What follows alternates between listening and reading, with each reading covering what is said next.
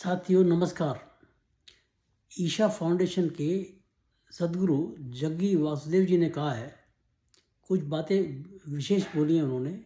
उन्होंने कहा है कि सनातन ही इस दुनिया का भविष्य है। हमारे देश में कुछ लोग जोंक की तरह रहते हैं। ये हमारे देश में रहकर देश का खून चूस रहे हैं। वो लोग नहीं चाहते कि इस देश में सनातन का अस्तित्व रहे। आप कुछ भी कहेंगे वो आपको गाली देंगे, लेकिन हम लोग भी कायर नहीं हैं। हमारे भगवान शिव को ही देखिए, उनके हाथ में त्रिशूल है। अगर आप अपने सनातन के लिए लड़ना सीख जाएंगे तो ऐसे जो समाज में गंदगी फैला रहे हैं उनका अस्तित्व ही समाप्त हो जाएगा। ये बात सदगुरु जी ने अभी बोली है रिसेंटली, जब उनके ईशा फाउंडेशन को कलंकित करके मेरे ख्याल में बंद करने की ही एक साजिश रची गई। और वो इसलिए इस तरह रची गई कि तमिलनाडु के एक रिटायर्ड प्रोफेसर मिस्टर कामराज ने एक हैबियस कॉर्पस पिटीशन दायर की मद्रास हाई कोर्ट में कि उनकी दो बेटियां 42 साल की और 39 साल की, उनको जबरन ईशा फाउंडेशन में रखा गया है, उनका ब्रेन वॉश किया गया है और उनको साध्वी बना दिया गया है। इसके ऊपर मद्रास हाई कोर्ट ने तुरंत संज्ञान लेके क्या किया, उन्होंने जो आचरण निभाया, उन्होंने जो आचरण दिखाया हाई कोर्ट के जजों ने, जस्टिस S.M. सुब्रमण्यम और जस्टिस V.N. गणनम, ये प्रथम दृष्टया ऐसा लगता है कि जैसे प्री डिटरमाइंड नोशन से काम कर रहे थे वो।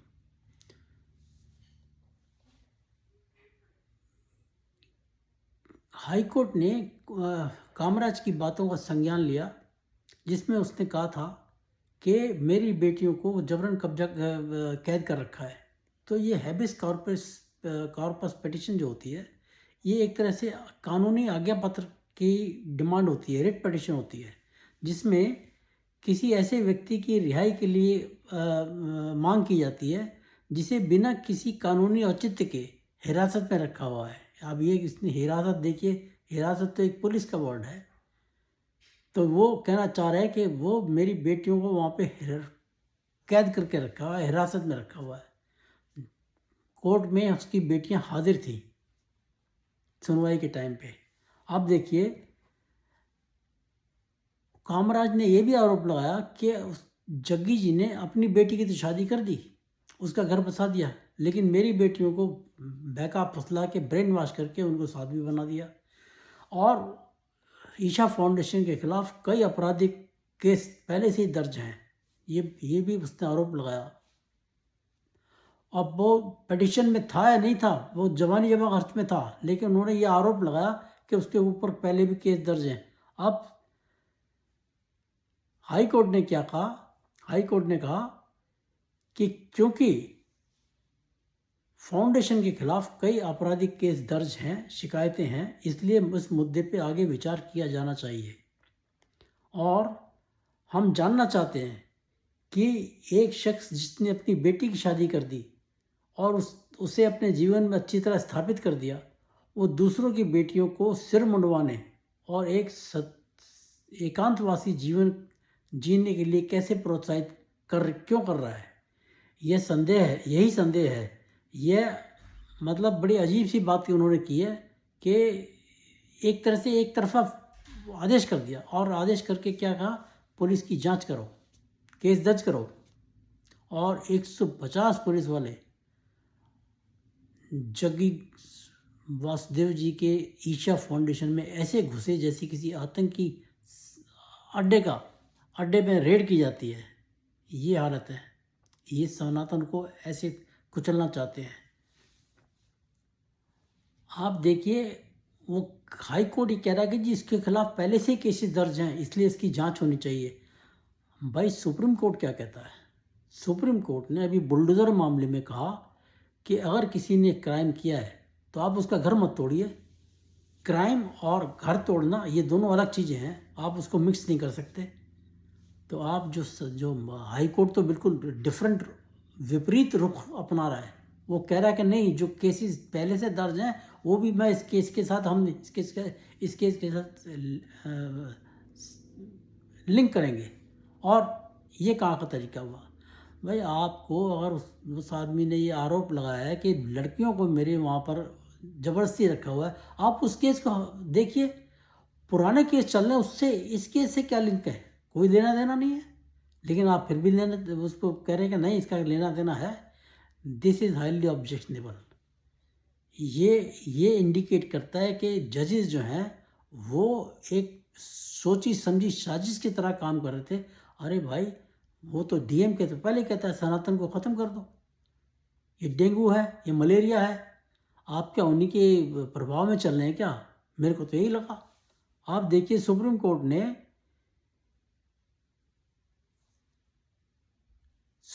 ने उसके ऊपर जब ईशा फाउंडेशन ने अपील की तो उन्होंने उसके हाई कोर्ट के आदेश पे रोक लगा दी और पुलिस कार्रवाई पे रोक लगा दी। ये अच्छा किया। अभी 18 अक्टूबर डेट फिक्स की है अगली सुनवाई के लिए। लेकिन ये जो हाई कोर्ट की जो ऑब्जर्वेशन थी, ये मेरे अपने विचार में ये काबिल एतराज़ थी और ये उनको नहीं करनी चाहिए थी। जो आरोप है कि सदगुरु ने अपनी बेटी की शादी कर दी और इसकी दोनों बेटियों को ब्रेन वॉश कर दिया। तो देखिए बड़ी सिंपल सी बात है कि जैसे धर्म होता है ना, कि धर्म के लिए कहा जाता है कि ये व्यक्तिगत मामला है, इस तरह विवाह करना या ना करना ये भी किसी व्यक्ति का व्यक्तिगत मामला है। कोई व्यक्ति चाहता है कि वो शादी ना करे तो वो नहीं करेगा, कोई चाहता है शादी करेगा तो वो शादी करेगा, उसके मन में है तो शादी करेगा, घर बसाएगा। बहुत से लोग होते हैं जो शादी करना चाहते हैं और सबकी शादी होती है। कुछ होते हैं जो कि कहते हैं ना हमें अकेले रहना, हम कुछ होते हैं बिल्कुल समाज कार्य में चले जाते हैं। इनकी बेटियों ने भी यही काम किया है। सुप्रीम कोर्ट में जब हियरिंग हुई है तो वो लड़कियां दोनों, लेडीज़ दोनों वीडियो कॉन्फ्रेंसिंग से चीफ जस्टिस की बेंच के सामने हाजिर हुई थी और उन्होंने कहा, वहाँ पे एडमिट किया कि हमारे ऊपर कोई ज़ोर ज़बरदस्ती नहीं है, हम यहाँ वॉलंटरली रह रहे हैं और हमें यहाँ पे कोई तकलीफ नहीं है। चीफ जस्टिस ने अपने ऑब्जर्वेशन में कहा कि अपरेंटली कोई उनके ऊपर ज़ोर ज़बरदस्ती नहीं है, इसलिए हाई कोर्ट के आदेश को रोक दिया और पुलिस कार्रवाई को रोक दिया। ये चीज़ शो करती है कि हाई कोर्ट और सुप्रीम कोर्ट के बीच में कितना डिफरेंस ऑफ ओपिनियन, ये आप देख सकते हैं। अगर जग्गी वासुदेव जी किसी का ब्रेन वॉश करते, वैसे तो इतना ब्रेन वॉश किसी 40-42 साल के व्यक्ति का ब्रेन वॉश करना, आप और पढ़े लिखे आदमी का, ये नहीं कि कोई अनपढ़ गंवार हो उसका ब्रेन वॉश करने वाली बात हो। पढ़े लिखे आदमी के इतनी एज में क्या ब्रेन वॉश किया जा सकता है? और अगर वो ब्रेन वॉश कर रहे होते लोगों का तो वहाँ तो फाउंडेशन में लोगों की भीड़ लग जाती है सन्यासी बनने की। वहाँ तो लाखों लोग फिर सन्यासी बन के बैठ जाते हैं वहाँ पर। लेकिन ऐसा नहीं है भाई, सन्यास लेना भी एक हिम्मत का काम होता है। ये कोई नहीं, मजाक नहीं होता, खेल नहीं होता। और फिर हमारे हिंदू धर्म में तो वैसे भी, चलो इन्होंने शादी नहीं की वो बात दूसरी है, लेकिन हमारे हिंदू धर्म में तो सन्यासी को भी गृहस्थ आश्रम में रहने की अधिकार है। कोई सन्यासी अगर गृहस्थ आश्रम में रहना चाहता है तो रह सकता है गृहस्थ आश्रम में। मेरा मतलब गृहस्थ आश्रम में रह के भी वो सन्यासी हो सकता है, इसमें कोई ऑब्जेक्शन नहीं है। तो ये जो आरोप लगाया उसने, ये तो मतलब सरासर गलत था और हाई कोर्ट को उसके ऊपर संज्ञान नहीं लेना चाहिए था, लेकिन लिया उन्होंने। बात ये है, एक जो समस्या हमारे अदालतों में चल रही है वो ये चल रही है, एक आदमी खड़ा होता है,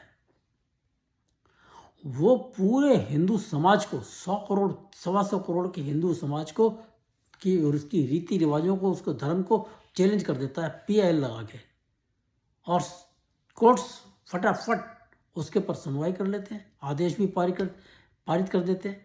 ये कहाँ का तरीका है भाई? एक आदमी को क्या अधिकार है? सिंगल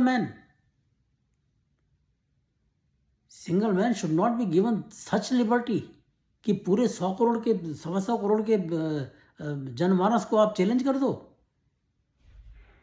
आप जो अदालतें हैं अगर वो करती हैं, वो कर रही हैं ऐसा। बहुत कई केसेज हैं जिनमें किया उन्होंने, और ये बहुत खतरनाक चीज़ है। It is not healthy for democracy. High court ने अभी तक जो उदयनिधि स्टालिन है उसके खिलाफ तो कभी कोई एक्शन नहीं लिया। वो तो पूरे सनातन धर्म को डेंगू मलेरिया कह के उसे ख़त्म करना चाहता है। आपने क्या एक्शन लिया? कोई एक्शन नहीं लिया आपने। सुप्रीम कोर्ट तक ने एक्शन नहीं लिया उसके ऊपर। उसकी बातें हेट स्पीच नहीं मानी गई। क्यों भाई? हिंदू अगर बोल देता है कुछ तो उसको खटाखट जेल में डाल देते हैं, हेट स्पीच दी है। लेकिन ये क्रिश्चियन, ये मुस्लिम, ये बोलते हैं जो मर्जी बोलते हैं, इनके मतलब लिबर्टी है इनको, जो मर्जी बोलो उसको हेट स्पीच नहीं मानी जाएगी। उधर बरेली में तौकीर रजा रोज जहर बोलता है। अपने असदुद्दीन ओवैसी हैं, ये पगलाए रहते हैं, इनको कुछ नहीं कहेंगे। लाखों की भीड़ लेके चल दिए जी मुंबई में। किस लिए? एक गुरुजी ने वहाँ पे कुछ कह दिया हमारे इस्लाम के खिलाफ है। अरे तुम हिंदुओं के खिलाफ क्या क्या बोलते हो, तुम्हें ये पता नहीं चलता? तो कहने का तात्पर्य यह है कि डीएमके की जो नीतियाँ वहाँ पे चल रही हैं, मुझे लगता है जो मंदिरों से उगाही करते हैं, वहाँ हज़ारों मंदिर हैं, और उन मंदिरों से डीएमके सरकार पैसा कमाती है। लेकिन मेरे को सबसे बड़ी प्रॉब्लम ये लग रही है कि ईशा फाउंडेशन से उनको हफ्ता वसूली नहीं हो रही है। Isha foundation is not contributing anything to DMK government, and that is the main cause of worry for DMK. इसलिए चाहते हैं कि उसको बंद कर दिया जाए। ये बड़ा खतरनाक ट्रेंड है, और हम सनातनियों को ऐसे जो कुचक्र हैं, ऐसे षड्यंत्र जो हैं, उनसे बच के रहना चाहिए। मेरा ख्याल है मेरी बातें आज आपको ये ठीक लगी होंगी, अच्छी लगी होंगी। तो मेरे कंटेंट्स को लाइक कीजिए, शेयर कीजिए, जितना ज़्यादा फैला सके इनको फैलाइए।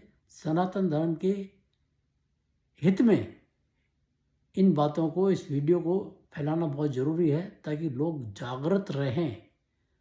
और ये जागरूकता बहुत ज़रूरी है समाज के लिए, हिंदू समाज के लिए। और मेरे चैनल को आप कृपया सब्सक्राइब कीजिए। नमस्कार। जय श्री राम। भारत माता की जय।